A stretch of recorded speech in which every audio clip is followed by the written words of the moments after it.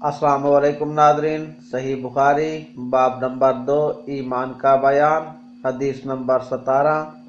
हज़रत अनस बिन मालिक रज़ी अल्लाह ताला अन्हो बयान फरमाते हैं कि रसूलुल्लाह सल्लल्लाहु अलैहि वसल्लम ने फरमाया, अंसार से मोहब्बत रखना ईमान की निशानी है और अंसार से कीना रखना नफाक की निशानी है।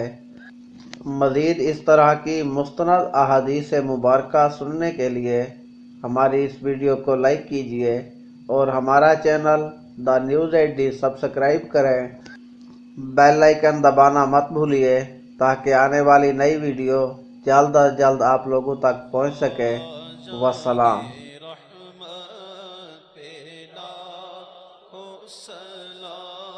मुस्तफा जाने रहमत लाखों सलाम।